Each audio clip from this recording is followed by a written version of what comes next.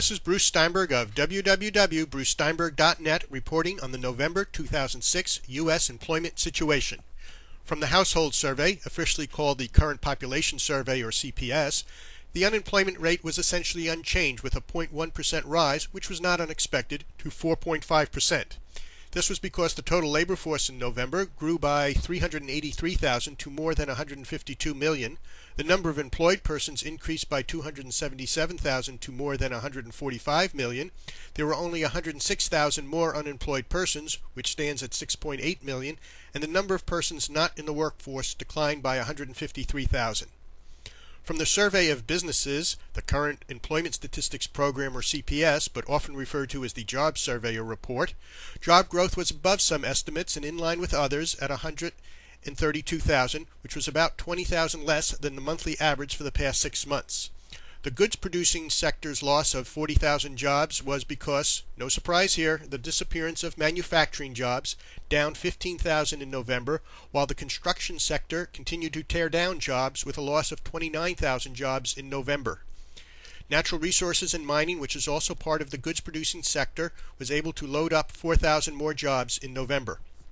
Once again, the service-providing sector saved the month by more than offsetting the good-producing sector's loss with 172,000 job gain in November.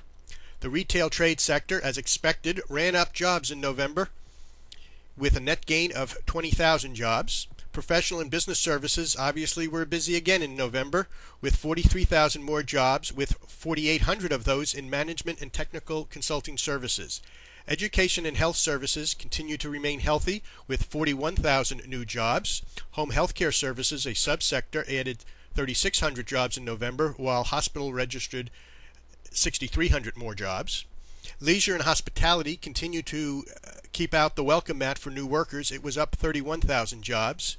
Government jobs were up 18,000, with state governments adding 4,000 jobs, local governments taking in 13,000 new employees, and the federal government adding 1,000 more jobs.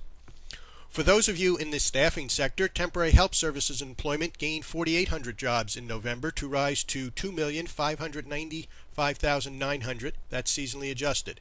For November, temporary help employment was up 0.2% from the previous month, but down 0.8% from November 2005. Temporary help services employment held on to its market share of overall jobs in November at 1.91%, the same point it has been since September. The recent high was 1.96% in December 2005, meaning close to 2% of all jobs were within the temporary help services sector. The total number of new jobs in November was above some consensus estimates, while the unemployment rate ticked up to 4.5%. It's still a tight labor market out there, and this is likely to cause wages to continue its upward track, with average hourly earnings rising in November by 3 cents, which was 0.2% higher. For the year, average weekly earnings are up 4.4%. This has been Bruce Steinberg, and this is just a brief sample of the employment data we have available.